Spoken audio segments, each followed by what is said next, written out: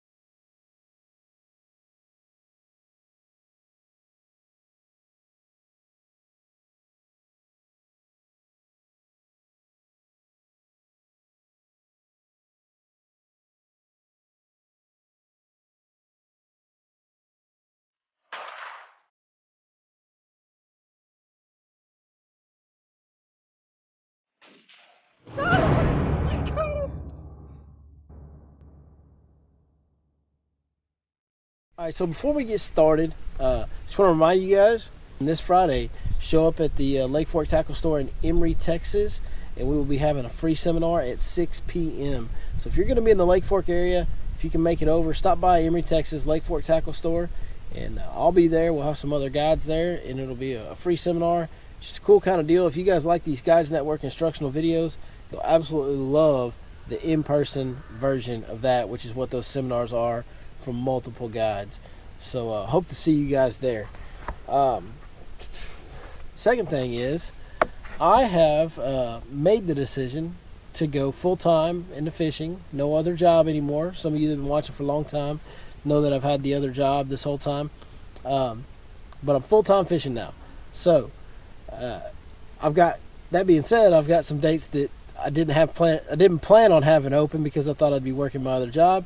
They are now open. So if you guys want to get out on the water with me this summer, you want to go catch some of these fish, if there's something you want me to teach you, whatever it is that you want out of a day on the water, that's what I'm here to provide as a guide. And if you guys are interested in doing that, give me a call. The number's at the end of every video. The website's linked below. You can hit me up on the website and email me. You can come see me at bassbuck.com. I mean, if you can't get a hold of me, I don't know what to tell you, because Facebook, Instagram, website, YouTube, all Your Lake Fork Guide, and you cannot mess it up, man. YourLakeForkGuide.com, Your Lake Fork Guide Facebook, Your Lake Fork Guide Instagram, Your Lake Fork Guide YouTube channel. If you can't find me, I'm sorry. So if you guys want to get out on the water with me, we'll go out, guaranteed have a good time. I will teach you anything that I can possibly teach you that you want to know, and hopefully we'll catch some big old bass. So you guys give me a call. All right, let's get into what am I talking about. So this week I went to a kind of, we've been dodging some weather. There's a big giant tournament on Lake Fork, so didn't want to go fish on Lake Fork. Did that yesterday. Didn't want any more of that deal. So went to a lake that I know a little bit, that I hadn't fished in a long time. Bad storm comes rolling in, so I drive about 45 minutes south, get out of the way of the storms, and fished another lake. It's part of the luxury we have in East Texas. You can just go just about anywhere and fish. Pulled into a lake that I've never been on before, and just, started covering some water and everything, and picked up a bait that's very versatile. It can do a lot of different things, and that's a 3/8 ounce jig. I've done this before with just standard flipping jigs, but Casey Sobczak at 6 Inch Lures has made this Divine Hybrid jig, which is actually textbook perfect for this situation when I'm using this jig for so many different things. Because I'll flip with this jig, I'll skip docks with this jig, I'll swim this jig, and in the 3/4 ounce version, I even take it out. You guys saw a couple weeks ago, I had the Divine Hybrid jig, the 3/4 ounce version, out on ledges, catching, you know, Main Lake Point offshore ledge fish.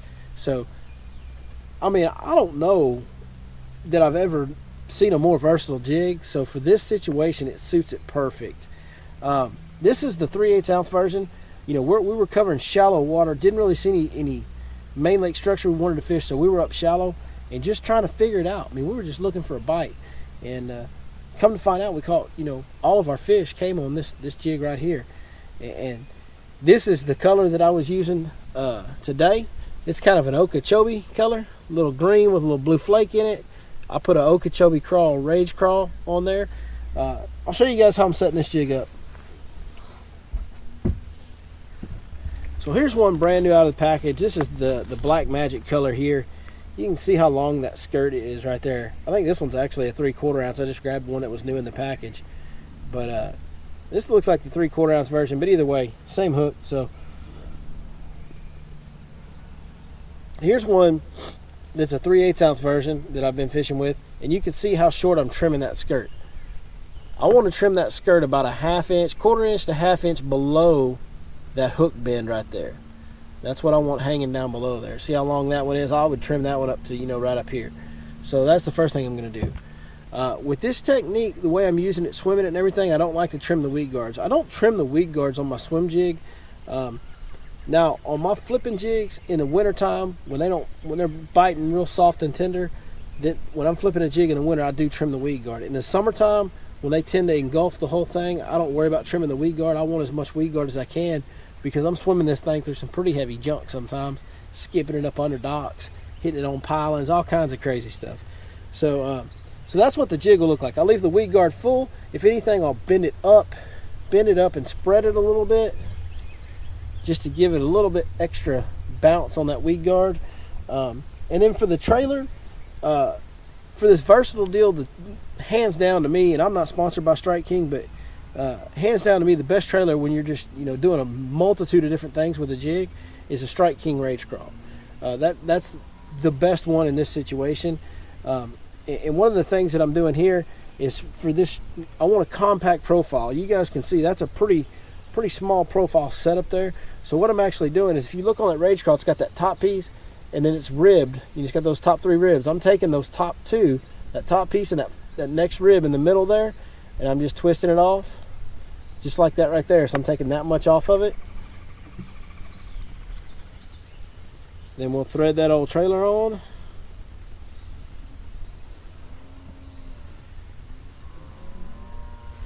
And one of the things that's cool about those Rage Crawls is, if you'll look, hopefully you can see, there's a seam right there in the middle of that joker. Get this weed guard around it. There's a seam right in the middle of that Rage Crawl, and that's how you know you can get your trailer lined up just dead straight, because you can point that hook point right out of that seam.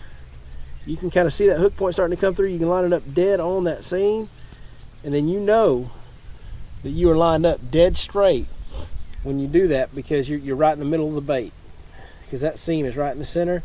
Now I'll just slide it up on the keeper. The keeper's in there good. Let the skirt fall over it. And that is my short, compact, multi-purpose Divine Hybrid jig right there. That's a bad little dude, ain't it? I know you want to bite it, don't you? It looks good. For color variation, guys, on jigs, I'm real simple. I'll use this one. It's a green and brown, or green and orange. This one's got even a little bit of blue sheen to it to make it look even more like a bluegill. But I like a green and brownish, green and orangish colored jig. And I'll use a green pumpkin trailer. Of course, I showed you guys that Okeechobee one we've been working. That's probably my favorite color when we get to the summertime, which we're getting real close to right now. And then, you know, dirty water, and really moreover, cold water. In cold water, I go to that black and blue. This is called Black Magic. This is a solid black jig, and it's got some blue flake and a little bit of gold flake. And I'll put a black with blue flake rage crawl on that black magic jig. If I'm fishing really dirty water or during the cold time of year, I like to use that black jig. So that's the colors. That's kind of how I'm setting that jig up. Rod, reel, and line, I'm using a, this is a lighter jig. This is a 3/8 ounce jig. It's not real heavy. It's basically like the on a Texas rig as far as, castability and all that. A little bit easier to cast because it's more compact. But that's a Limit 5 Series 7.2 medium heavy. That's a, I don't know, Lew's Speed Spool or whatever. I got all kinds of real brands, but it's just a mid ratio gear reel, 6:3 to 1, or 6:1 to 1, yeah, 6:1 to 1, and 17-pound fluorocarbon is the line I want to use for this technique. So that's the setup. That's the gear. That's the setup. This is not about an area because you're covering so much ground. You're covering all kinds of areas. Today, we kind of ended up focusing on the sides of main lake points and on a little bit of main lake, just main lake bank stretches. But that's the beauty of this deal, and I'll explain to you guys what I'm talking about a little bit here. But the beauty of this deal is that it's not about, what area you're going to fish this in. This is about covering all kinds of areas and getting a couple bites to clue you in when you're on new water. This deal here, it's all about changing up your retrieve, and it's all about the fact that bait can do anything. You guys see this grass right here? If I want to flip the edges of that grass, flip the holes of that grass, hey, I can do it. If I want to swim down the edge, make long casts and swim through that grass, if I want to buzz it through the thick stuff, I can. If I want to swim down the edge, I can. Hey, if I got a tree right out here, a stump or something out in 6-7 foot of water, and I want to flip that stump, man, I can do it. And that's why this is such a vital technique and a vital tool when you're looking at new water, because I can just keep going and never stop it. I can be so efficient, and I think that's the biggest battle in fishing is being more efficient. Keeping a bait in the water for a higher percentage of our day is probably our biggest weakness as bass fishermen. That's one of the biggest differences I see when I fish with guys that have fished at the top levels. Those guys have their baits in the water. No matter what the bait is, they have it in the water a lot more than your average weekend angler or your average guide customer or somebody like that. They just keep that bait in the water for a higher percentage of the day. And this deal right here is a perfect tool to do that. And that's so important when you're trying to figure something out. So with that being said, there's really not a lot of area for me to tell you to go throw this in. You can just about throw it anywhere. And it's for that. It's to cover all the different areas. But with that being said, I'm going to get up now and I'm going to show you guys a few of the different techniques that you can do with it, and kind of explain to you what was going on today and how we found our bites and what worked, and then we'll show you a couple fish catches as well. So what I mean with the versatility of this bait, guys, is a flipping jig like this, a 3/8 ounce flipping jig, that's the perfect size. I like that compact profile when I'm flipping shallow cover. So if I was flipping this grass right here, if I was just wanting to toss out there, soak that bait like a Texas rig or a traditional jig presentation, and you fish real slow, shake it a little bit, let it fall. Shake a little bit, let it fall. I can do that with this, and it's a perfect bait for that. It's the perfect size profile. It's very weedless. I can throw it any kind of cover. So it's just perfect for that. And then the other deal too, like if I want to swim it, we were talking about swimming it, if we want to make long casts and just go, hey, go right down the edge of this grass right here and just swim it like a little swim bait or a little, just a little swim jig really. And it's not a swim jig, but this jig will do it. It'll swim just like the rest of them will. And they'll bite it with those crawl trailers. Those race crawls will swim behind it real good. You can do it like that.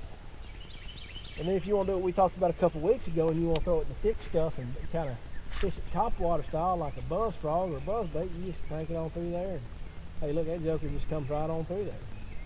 I mean, it just went through all that thick grass right there. So it'll do anything that you want to do. You want to skip docks, you just load it up. And, hey, if there was a dock there, I'd just skip 20, 30 feet under that dock. Can't beat that deal, man. That thing will skip, it'll swim, it'll flip, it'll pitch, it does it all. And that's the deal. And that was so important because today, we started out, hey, we had some overhanging bushes, some overhanging trees, you know, just shoreline trees that were hanging over, and we were skipping up under those and swimming the edge of them and flipping into the middle of them, and we were able to do all that. Now, we didn't get any bites doing that, but we were able to do all that and kind of cover all those scenarios. And then the other deal was, you know, kind of the next thing, we started figuring some things out. We fished some grass, we flipped some grass, and we didn't get any bites doing that. And then the next deal was, hey, I come up to a dock on a point, I skip that sucker up under that dock, and what do you know? First bite of the day. And it was the versatility of this jig and me not having to pick out different rods and pick out different techniques, and I could just do it all with this one deal that helped me find those bites today. And sure enough, soon thereafter, we found a little pattern where we were actually throwing that jig to seawalls that had some grass, kind of like this, growing along the seawall. Throw it on that grass edge, you let it go to the bottom, and you just slow swim it back, and those fish would eat it. You know, this lake, this first time I've been here, but I could tell the lake was fishing tough. It looks like they've got a bunch of fresh water in the lake. The water's dirty. There's carp up there thrashing around in some of that grass. Some of the fish have some sores on them. So that all being said, you know, they get those sores from a lot of fresh water when it's post-spawn and their immune system's down.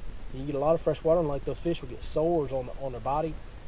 And that's kind of a surefire sign that, you know, the pH balance isn't quite right. The fish just aren't feeling good. They weren't biting real good. But the versatility and efficiency of that jig, I mean, it got us some good bites. I mean, we caught a couple good fish. I don't know how many big fish are in this lake, but we caught a couple fish that are pretty dang good fish no matter where you fish, including Fort. And, you know, they weren't biting it good. They would just come up and you wouldn't even feel them. Even on the swim, you wouldn't feel a tick. The line would start swimming off. There was only like one of them that I actually felt him thump it. But, you know, I know that's kind of a undetailed explanation, right? Like, that's kind of a rough explanation. But what I'm telling y'all is take you a 3/8 ounce flipping jig, trim that rage crawl, trim that skirt, get you a compact profile, and that thing will do anything you want it to, and you can have confidence that fish will bite that thing a multitude of ways, and that'll help you guys cover some water and start dialing in like we did today. By the end of the day, we knew if we found metal seawalls on main lake points or main lake banks with a little bit of wind ripple, we knew we could get a bite there. You know, I only found a couple of them on this lake. The rest of them were wooden, and we didn't get bites on the wood. But when we found another metal one, we caught the biggest fish of the day. So, hey, that's what it's all about, finding the next bite, and this thing right here is a heck of a tool to do it. So I hope you guys enjoyed this episode. I hope it helps you break down your new body of water next time you want to go exploring on a new lake like we did today. And just appreciate you guys watching Your Lake Fork Guide as always. Tell all your buddies. Let's grow this channel, man. Let's make this the biggest channel on YouTube someday. And we will all be a part of it as a community, as a group. And I appreciate each and every one of you guys. Little quick tip, guys. Anytime a fish eats a jig that well, and they've got it where their teeth are touching your line, you always want to check your line, and usually you want to go ahead and retie it. I'm going to go ahead and retie right now. But when they get those teeth on that line, when you sit that hook and they rub it back and forth on them sandpaper teeth of theirs, they'll chew up your fluorocarbon. So make sure you're watching that, and make sure you notice when you got one that's got it real deep, check your line. That's it. There's no cows mooing. There's no cannons going off or whatever that was. So I guess it's time to say I'll see you next time right here on Your Lake Fork Guide.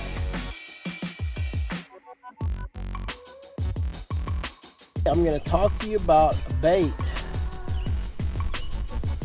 There's cows. The cows are trying to talk to you about this bait too. New body of water. It's a very versatile. I use it multifaceted. What is the deal with when I try to talk to you guys, all this stuff goes on?